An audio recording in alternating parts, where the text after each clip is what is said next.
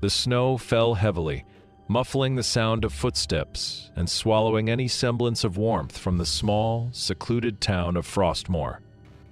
Nestled deep within the mountains, the town was known for its harsh winters and the eerie silence that accompanied them. This year, however, the silence was different. It was an ominous quiet, pregnant with a sense of foreboding. Sarah Thompson, a young journalist from the city, had come to Frostmoor to write a piece on the mysterious disappearances that plagued the town every winter. The townsfolk were tight-lipped, their eyes haunted by unspoken fears. As she wandered through the snow-covered streets, she couldn't shake the feeling that something or someone was watching her. Her investigation led her to an old, abandoned cabin on the outskirts of town. The locals whispered of strange lights and ghostly wails emanating from the cabin on cold, moonless nights. Determined to uncover the truth, Sarah decided to spend the night there, armed with her camera and a notebook. As dusk settled, she lit a fire in the cabin's ancient fireplace, its flickering light casting long, dancing shadows on the walls. The wind howled outside, and the temperature plummeted. Sarah pulled her blanket tighter around herself, trying to ignore the growing sense of dread that gnawed at her insides. Hours passed, and the cabin grew colder. The fire, once warm and inviting, now seemed to burn with a strange, unnatural hue. Sarah's breath came in shallow puffs, her heartbeat loud in her ears. Suddenly, a blood-curdling scream pierced the night, echoing through the cabin and sending chills down her spine. She grabbed her camera and rushed outside, the cold biting into her skin like icy needles. The scream had come from the forest, a dense, shadowy expanse that loomed like a dark fortress. With trepidation, she ventured into the woods, the snow crunching beneath her feet. The forest was a labyrinth of twisted trees and gnarled roots, each step taking her deeper into the darkness.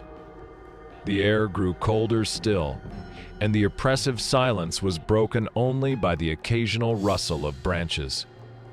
As she pressed on, she began to notice strange markings on the trees' symbols that seemed to pulse with a malevolent energy. She stumbled upon a clearing, the moonlight casting an eerie glow on the scene before her. In the center stood a tall, ancient tree, its bark blackened and scarred. At its base lay a circle of stones, each one carved with the same sinister symbols she had seen earlier. Sarah's heart raced as she approached the circle, her camera capturing every detail. Suddenly, the air grew heavy, and a thick, unnatural fog enveloped the clearing. The temperature dropped further, and she could see her breath crystallizing in the frigid air. Without warning, the ground beneath her feet gave way, and she found herself tumbling into darkness. She landed hard, her head spinning and her vision blurred. As she struggled to her feet, she realized she was in an underground chamber, its walls lined with ancient arcane symbols. The chamber was filled with a palpable sense of dread, and she could feel eyes watching her from the shadows. She took a step forward, and the sound of her footsteps echoed ominously. Suddenly, the symbols on the walls began to glow with an eerie, otherworldly light. A figure emerged from the shadows, its eyes glowing with a malevolent intensity. It was a tall, gaunt man, his skin pale and translucent, as if he were made of ice. He moved with an unnatural grace, his presence radiating cold and darkness. Sarah's breath caught in her throat as the man spoke, his voice a chilling whisper that seemed to echo from the very depths of the earth. "You should not have come here," he said, his eyes boring into hers. "This place is cursed, and now you are bound to it." The symbols on the walls pulsed with a sinister energy, and the air grew colder still. Sarah could feel the darkness closing in around her, and she knew there was no escape. She was trapped in the heart of the frozen nightmare, her screams swallowed by the darkness that consumed her. The figure's gaze never wavered as he continued to speak, his voice sending shivers down her spine.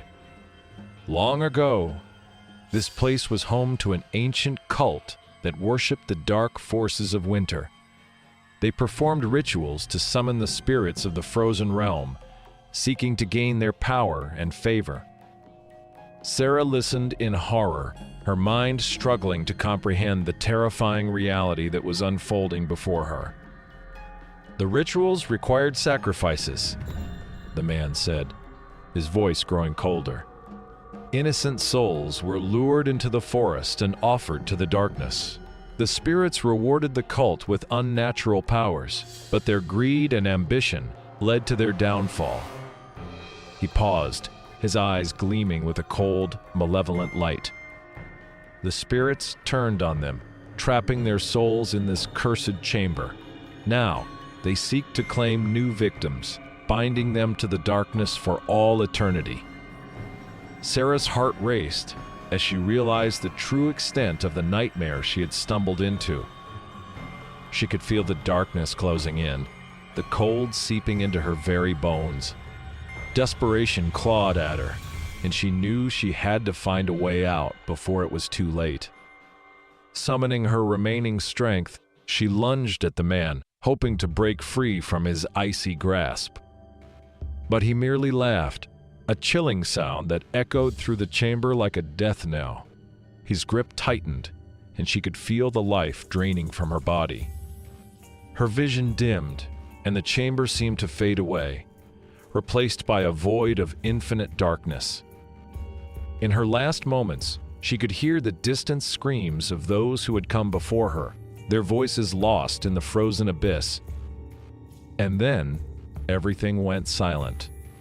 The darkness consumed her, and she became one with the cursed chamber, her spirit forever bound to the frozen nightmare of Frostmoor. As Sarah's spirit was drawn into the void, she found herself standing in a dark, frozen wasteland.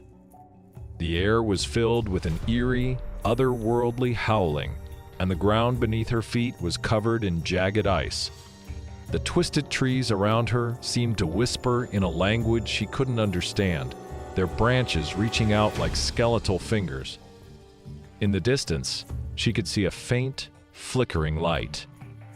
Drawn to it by some unseen force, she began to walk, her footsteps crunching on the icy ground.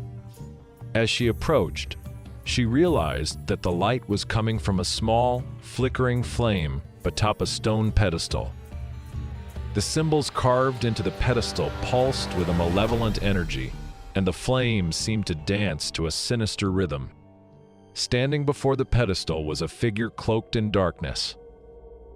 As Sarah drew closer, she could see that it was a woman, her face hidden beneath a hood. The woman turned to face her, and Sarah gasped as she recognized the face her own.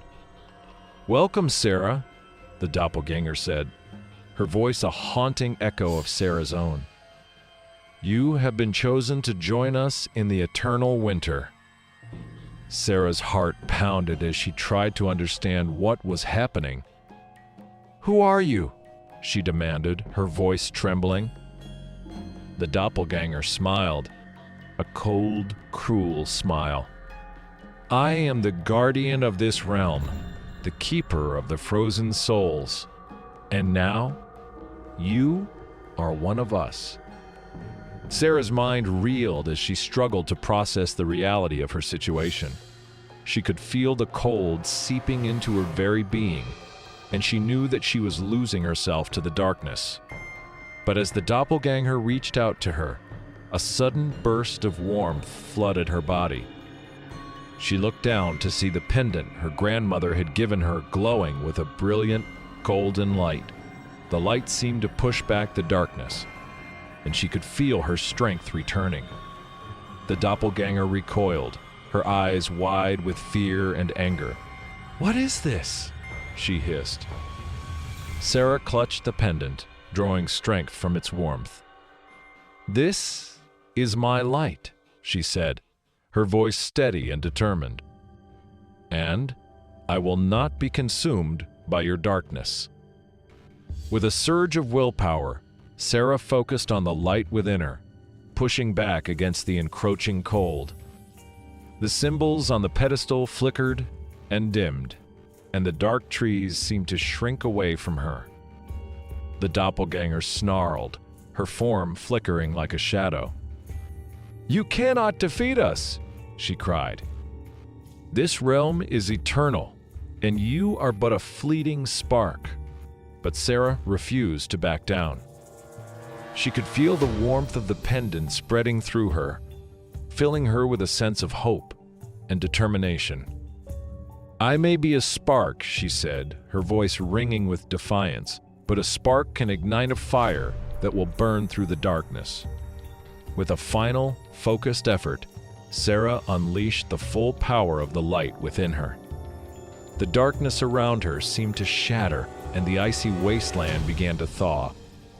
The twisted trees crumbled to dust, and the sinister whispers faded into silence. The doppelganger screamed, her form disintegrating into a cloud of shadows that was quickly consumed by the light. The pedestal cracked and crumbled, and the flame atop it was snuffed out. As the light continued to grow, Sarah felt herself being pulled back to the surface. She awoke with a gasp, finding herself lying in the snow outside the abandoned cabin. The sun was rising, casting a warm, golden glow over the landscape. Sarah sat up, her heart still pounding from the ordeal. She could feel the pendant warm against her chest, a reminder of the light that had saved her. She knew that the darkness of Frostmoor had been vanquished, and that the town would no longer be haunted by the frozen screams of the past. As she stood and brushed the snow from her clothes, she resolved to share her story with the world. The truth about Frostmoor's dark history needed to be told, and she was determined to be the one to tell it.